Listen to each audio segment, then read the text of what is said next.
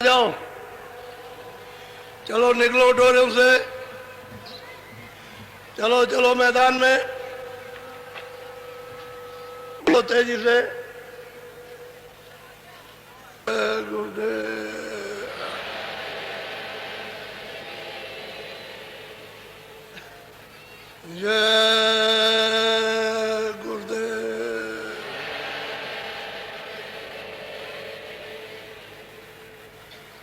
जय गुरुदेव नाम किसका।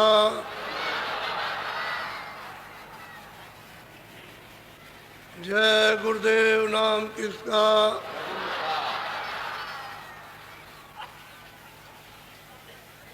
जय गुरुदेव नाम किसका।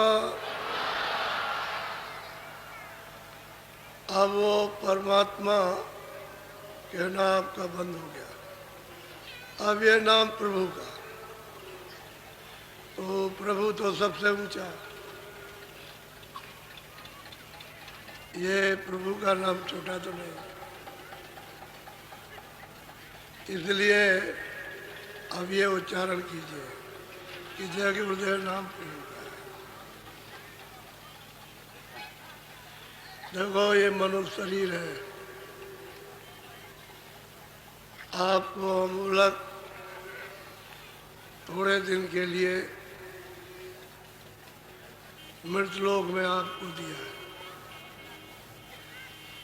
उसने देते वक्त में आदेश दिया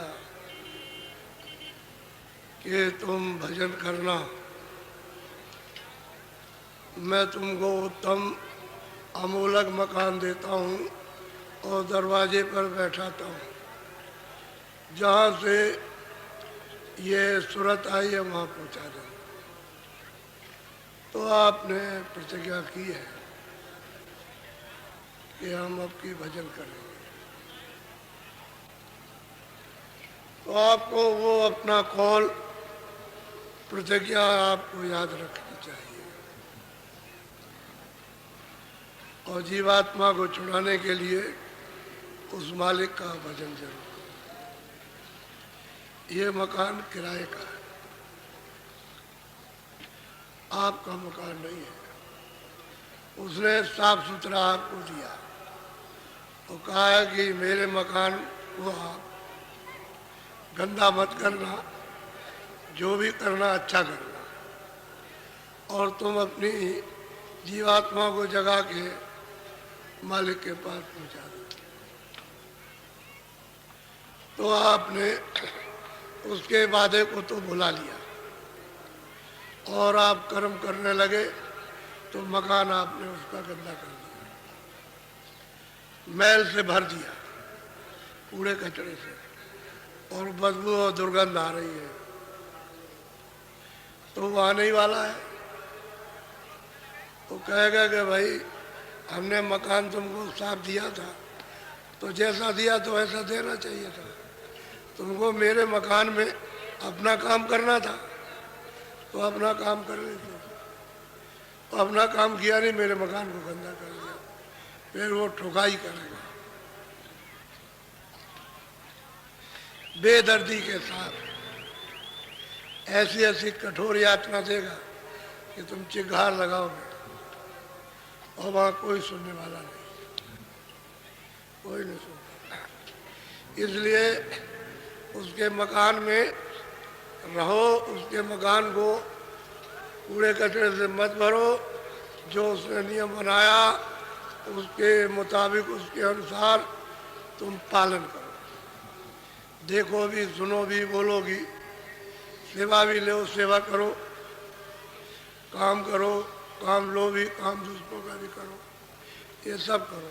इंद्रियों से क्रिया करो लेकिन सच्ची करो, जिस क्रिया से सबको आराम मिले। वो क्रिया मत करो जिससे दुख मिले, भाई यही तुम्हारे लिए दलदल बन जाएगा मवाद। तो आपको रो रो के देना पड़ेगा। तो आप लोग ये जानते नहीं, समझते नहीं। सुबह मैंने आपको ये बताया था कि भाई प्रियलाल ने गोस्वामी जी महाराज के पास पहुंच करके और उन्होंने कैसे मालिक को या सबको कैसे प्राप्त किया, आदि से अंत तक और अंत से आद तक उन्होंने सब जान लिया। लेकिन प्रश्न इस बात का है, तुमको शंका हुई कि ये उनके पास पहुंचे कैसे, यानी पहुंचने का कारण क्या बना। तो देखो, जब कारण बनता है तो कैसा कारण बनता है तो सुनने लायक है। प्रियलाल काशी में आने वाले नहीं थे, कहीं और जा रहे थे, लेकिन अब कारण बनना था। इनके चेले ने प्रार्थना की होगी, क्या गुरु महाराज हमारे घर पर पधारिए। ये पढ़े लिखे थे और सबके गुरु थे, तो बाइज्जत सम्मान के साथ याचना की। तो मतलब यह है कि विचार करते रहे, तो अपना वो कार्यक्रम तो बंद कर दिया और सोचने लगे चलो काशी चले। तो काशी, तो जरा सा थोड़ा इनका जरा सुन लीजिए कि बहाना कैसे बना। गोस्वामी जी महाराज के पास में ये कैसे गए और क्या कारण बन गया, ये जरा सुनने लायक है। बोलो जरा।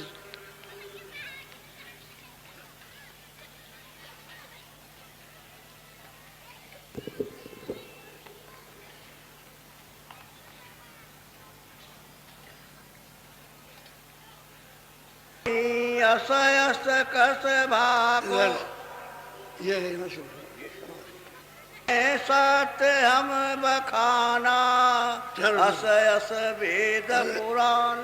चारों धाम गए, सब कुछ कहा, लेकिन हमको कुछ नहीं मिला। फिर इन्होंने अपना बात किया कि कुछ नहीं हुआ। तो भाई इतना जन्म तुम्हारा, इतना समय चला गया तो किस लिए गया। मालिक तो तुम्हारे पास है। तुम कभी उस घाट पर बैठ करके तुमने कभी ये प्रार्थना की कि मालिक दर्शन दो, कुछ नहीं बात। जब देख लिया कि बिल्कुल दीन हो गए तो कहा आप सत्संग सुन लो और रास्ता तो अब बता ही देंगे। तो 4 दिन 10 दिन 15 दिन सुना और सुनने के बाद बस रोते रहे, रोना शुरू कर दिया। बैठ के कभी उधर बैठ गए रो रहे, तो कभी उधर बैठ गए, कभी उधर बैठ गए, कभी सोच गए तो वहां रोने लगे जा करके, कभी कुछ अच्छा ना लगे उनको। तब देखा कि अब ठीक हो। तो गोस्वामी जी महाराज ने फिर उसको कहा देखो ये धर्मराजा है, और यहाँ बैठ करके घाट पर बैठ करके मन और बुद्धि और चित्त और वही सूरत को रोक कर थाम करके और चलो अंदर की तरफ में रास्ता दिखाई देगा। तो बैठ के साधन करने लगे। साधन करे रोए, साधन करे रोए। इसी तरह से ये सब सफाई हो गई। तब कूड़ा कचरा साफ हो गया और आँख खुल गई, दिखाई देने लगे। ये बात है विरह, इसमें विरह ही सब काम कर लेती है। बस 100 दवाओं की, 100 यत्न की, 100 ज्ञान की, 100 ध्यान की, 100 पढ़ने लिखने की, एक विरह वो ला करके दरवाजे पे पड़क देती है। दरवाजा मिलना चाहिए, विरह ही काम करती है। अब मीरा कोई बुरे हो गए तो एक दफे राजा रैदास जी रास्ता बता करके उसके बगीचे में, यानी राजा के मैं बगीचे में वो आई दर्शन करने, उसको रास्ता बता दिया। एक ही दिन की बात, और लग गई उसको लो तो रोती रहे, मतलब ये, और जो बताया था साधन करती है, रोती रहे साधन करती है। आँख खुल गई। वो तो बात ये है कि मेरा है, मेरा सब काम करती है, वो सब कर लेगी। अब ये भी रोते रहे तो रास्ता बता दिया। तो मैंने पहले इनका सुनाया कि इन्होंने कैसे प्राप्त किया। सही बात तो ये थी, ये सबके गुरु थे। अब ये है कि चेले तो चेले थे, चेले क्यों भाग गए भाई? चेले क्या समझ के भाग गए? कह रहे गुरु नास्तिक, गुरु ढोंगी है। तो ये समझकर, नास्तिक समझकर चेले ज्ञानी हो गए। गुरु ज्ञानी रहा, चेले ज्ञानी हो गए। वो समझ गए। तो एक दिन उन्होंने कहा कि महाराज आपकी बड़ी दया हुई, ऐसी कृपा दया कर दी कि चेले सभा भागे। अच्छा हुआ, ये कारण बना था ढंढोरा। ऐसा ही ढंढोरा पिटने का माना श्यामा नेहरू विद्वान, काशी के उस समय धुरंधर, इनसे कोई टिक नहीं सकता। ऐसे विद्वान की साथ कंठस्थ और इनको आगे कर दिया। तो ये सब जाकर के होना, जो प्रश्न करें